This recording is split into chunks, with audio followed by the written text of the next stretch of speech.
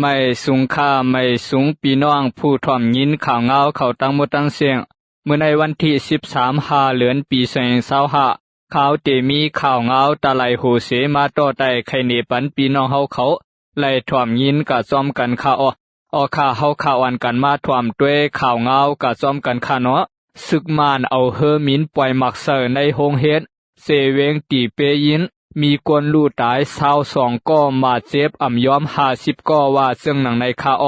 เมื่อว่าวันที่12เดือนปี2025ยามกลางในนั้นซึ่งมานเอาเฮอมินปล่อยมักเซอร์โรงเฮ็ดตีวานโอทินตุยเสเวงตีเปยินตึงเสแกงนั่นแหละเตืองยาหมอสวนตังลูกเฮ็ดโฮม22ก็ไล่ลู่ตายกาเส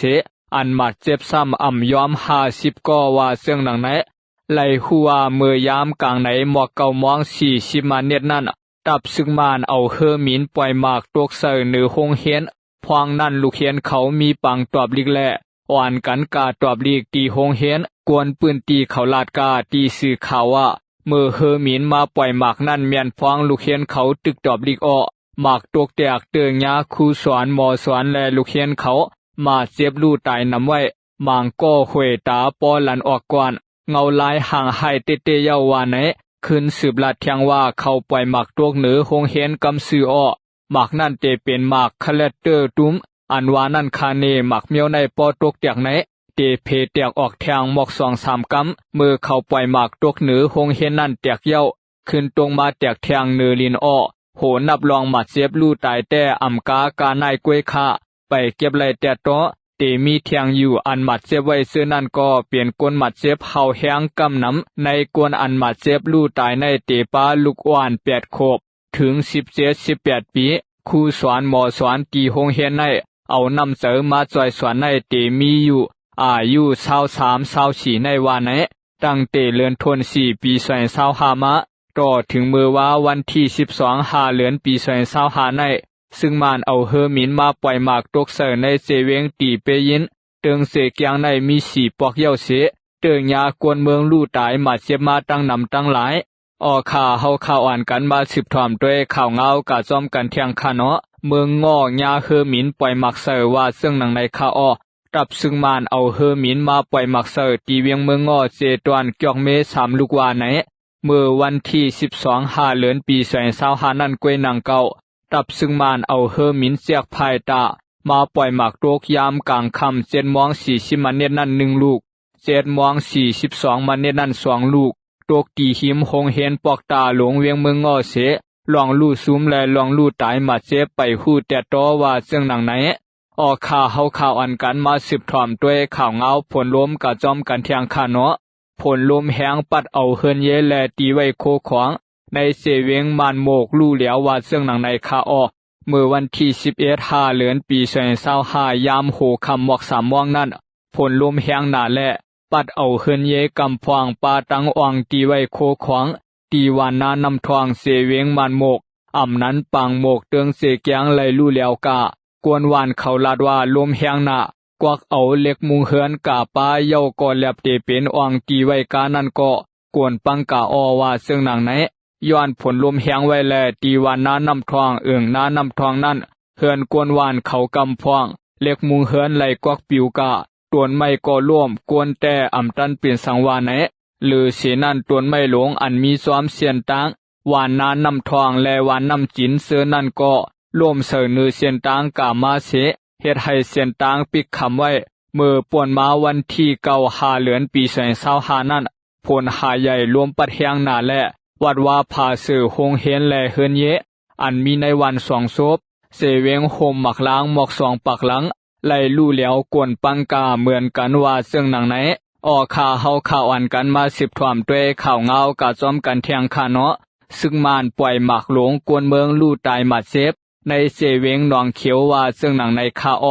ซึ่งมานปืนเผากึดตึกไว้เสตาตึกสืบปล่อยหมากเสอในเวียงหนองเขียวจึงไต้ปอดห้องแถมแห้งซื้อขึ้นมาทาดกวนวานตุ้มเตอจากหมากมาเจ็บลู่ตายกวนวานหมักมงหวานลาดว่าซึ่งมานแถมแห้งซื้อขึ้นมาตั้งวานหนองหลวง หนองแหลงอันมีภายห้องตวงคำไหลยินเสียงกวางเสียงหมากกวนซ้ำอ่ำมีแหลงพงแลกวนวานมาเจ็บลู่ตายเสื้อในอ่ำไหลหูยินคืดตันเป็นอันหยาผืดตาเข้าจ่อยแถมเมื่อวันที่8 เดือนปี2025ยามไว้วัน12 โมงภายตั้งตับซึ่งมานโทรซื้อเข้าในวานหมักโมงหวานอันตีตับซึกตาอังเขาอยู่เศร้าและสองภายเป็นปังตึกกันวายนั่นภายตั้งตับซึ่งมานลูกตั้งตับอามยอก902ปล่อยหมักต้น2 ลูกหมักหลง16 ลูกเข้าในวานเฮ็ดให้กวนปืนตีลู่ตาย4 ก้อมาเจ็บ7 ก้อในกวนลู่ตายนั่นปาลูกอ่อน5 โขบลงไตปะศึกตาอ้างปืนเผาเมื่อวันที่9 เดือนปี2025นังไหนกวนสายปืนตีวานตีลาตีผู้สื่อข่าวว่าไปเสลอเป็นปังตึกแรงพงอำไลกับสืบกันหยาบกว่าหน้าสองวงในกวนวานหมักโมงหวานตั้งลงมาตีในอยู่กวนวานเขาก็อำไปเพวานหมักโมงหวานในมีในเกการจีแลตวงคำในเกเปลี่ยนปังตึกอยู่ต่อเหลียวในวานไหนย้อนแรงพงแรงอินเทอร์เน็ตดีแลลองมาเจ็บลู่ตายย้อนปังตึกนั่นสังยืนยันโหย่อยแต่โตในคอปืนเผานั่นป้าไว้ว่าในวันที่8 เดือนปี2025ยามโหคำ6 โมงนั่นก็ซึ่งมานตั้งศึกตาอ้างเปลี่ยนปังตึกกันตีตั้งวานหนองแหลงภายตั้งซึ่งมานเอาต้นปล่อยหมาก8 ลูกหมากกวางง่วน5 ลูกแลตั้งหมากหลง31 ลูกกวนปืนตีสืบลาตีผู้สื่อข่าวว่าตาเหลียวภายตั้งตองคำในซึ่งมานแถมแหงซึ่งมาคือใหญ่ๆแหละเปลี่ยนปังตึกกันเห่าแหงภายตั้งซึ่งมานก็เอาเครื่องต้นเครื่องกวางหลงหมักกวางง่วนปล่อยหมากกวนออข่าเฮาข่าวอ่านกันมาสืบถอมด้วยข่าวเงากะจอมกันเทียงคาเนาะป่าในภายเมืองปลายตายน้ำเฮ็ดให้น้ำตู่น้ำเนากวนเมืองปลายหยาบผืนน้ำกินน้ำเซอกวนเมืองปลายเสือปึงอิงน้ำกินน้ำเซอตีภายเมืองปลายอ่อนกันหยาบผืดกินเสือย้อนเปือป่าในหนองตายน้ำเฮ็ดให้น้ำตู่น้ำเนาภายน้ำตีเมืองปลายในต่างยาวมี3-4 ลักหิมแคบภายน้ำนั้นมีกวนปลายเพซึกหลังเฮินเศร้าปลายอิงเนินนำในภายนั่นเตโฮเลินเมในม้าป่าในภายนั่นตายเป็นก่อเป็นกวางซัมปอภูกามดเป็นย้อนสังแต้มหูยามเหลียวไหลยินเสียวไอเมียนไอปาตูปาเนาแหงว่าไหน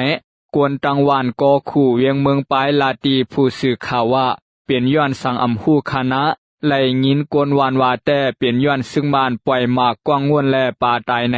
สั่งเสื้อว่าซึ่งมานปล่อยหมากกวางง่วนเตซึ่งนำกินนำใจเฮาคาเตยาพืชย้อนว่ากวนวานหิมหอมหนองในไหลเสยใหญ่นำภายในกวยว่าเจืองหนังไหนป่าตายเป็นก่อเป็นกวางอันลองมาจอมภายนำเมืองไปเสื้อนั่นกวนวานเอากินเอาขายหวานกันเป็นคอโคมโหไข่ต้วงโคนกวามไหนยามเหลียวกวนวานอ่อนกันปันพังกันห้ามเอากินเอาขายย้อนมันเป็นเพตาไปอยู่ดีกวนปืนตีลาดนี้เสื้องหนังไหนยามเหลียวซึกมานยังอ่านตากุมไหลขึ้นเวียงเมืองปลายในเสแถมแหงซึกเข้ามาเคยใหญ่แหละเสียงกองแตกปึดยือกันตั้งซุ่มลุกพื้นแกดเขกวนเมืองปางตึกเปลี่ยนเย้าโตถึงวันเมื่อในกวนสายปืนตีลาเนผู้สื่อข่าวว่าอันป่าตายน้ำในเป็นภายใต้ภายนำเมืองปลายตวนตั้งนั้นแต่กวนวานเขามีตั้งเลือกขาหลงกาไลกินกาไลใส่น้ำในหนองภายกวยเปิงหลงเสือเขาใส่น้ำในหนองในตาผูกซ้อมตีในเวียงเมืองปลายแต่สร้างอยู่เสียอีดย้อนว่าปังตึกก็ตึกเปลี่ยนไว้อยู่แลว่าไหนเกี่ยวกับรองตางป่าตายนั่นกวนวานลามขาดมี2 รองย้อนเพศภาวะแลป่าตายแทงเปิงหนึ่งแต่นำแม่ผีรู้อันลูกตีภายเสสืบนองลงมานั่นป่ากว้างแลป่าตายเสตาถึงยามเหลียวมีไผยืนยันยามเหลียวซึกมานยังอ่านตากุมไหลขึ้นเวียงเมืองปลายในเสแถมแหงซึกเข้ามาเคยใหญ่แหละเสียงกองแตกปึดยือกันตั้งซุ่มลุกพื้นแกดเขกวนเมืองปางตึกเปลี่ยนเย้าโตต่อถึงวันเมื่อในว่าเสื่องหนังไหนออข่ายินโสมขับใจใหญ่นำถึงผู้ถ่อมยินปันแหวเขาตั้งหมดตั้งเสียงค่าไม่สุงค่า